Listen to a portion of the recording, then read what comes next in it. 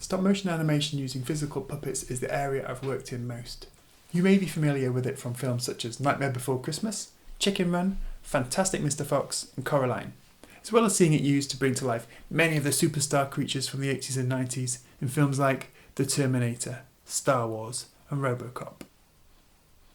These films were preceded by the mythological monster mashups and sci-fi films of Ray Harryhausen, and further back to the giant ape and dinosaur films of Willis O'Brien, most famously King Kong.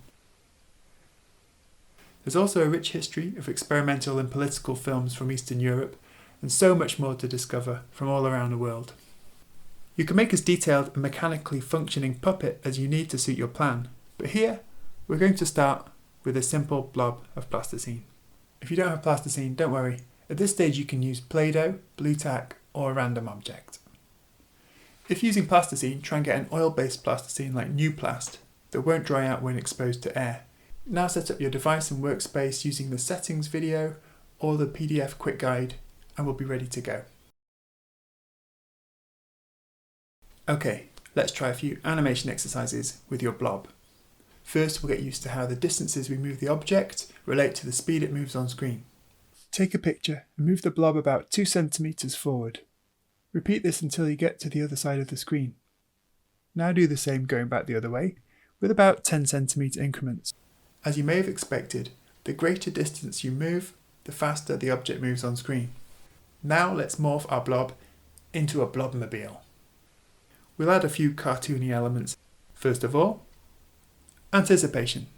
This is used a lot in cartoons before something whizzes out of sight. Next I want to show you acceleration and deceleration. Start moving with a few tiny overlapping positions, each distance greater than the last. Then to make the corner, think about what something in motion would do to get round that corner. It has to decelerate. Visualising the car in motion, I'm going to swing the back out, and then as the corner is completed, straighten up and shoot off until we hit another corner. And finish where we've started, with a flourish. Well done! You've just completed your first blobmobile driving lesson.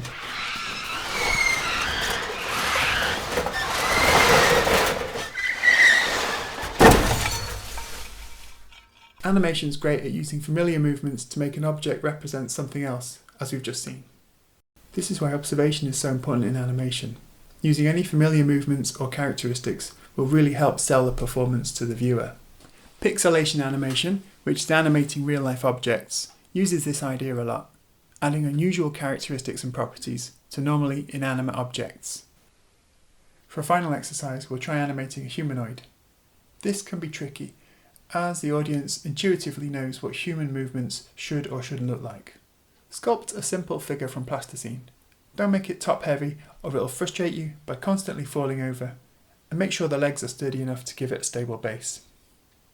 If you find parts of the puppet are collapsing, you can insert flexible aluminium craft wire to reinforce it. Then smooth the surface back over, hiding your trick.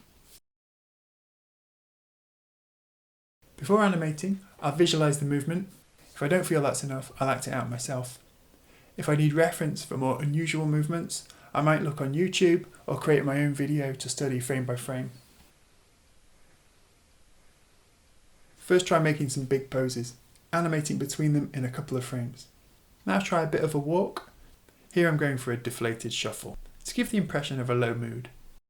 You don't have to go for something too realistic, as this is one of the hardest things to get right in animation. Here's something to brighten our friend up, and that's reflected in the posing and the speed of the movements. What do you think will happen next?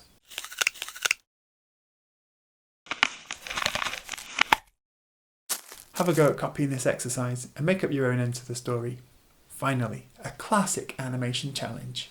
Test your skill and get your puppet to push, pull, or carry something heavy across the screen. This combines physics, posing, timing, and acting. From here to move forward, you can try combining movements, moving things at contrasting speeds, seeing how your puppet interacts with its environment and the laws of physics.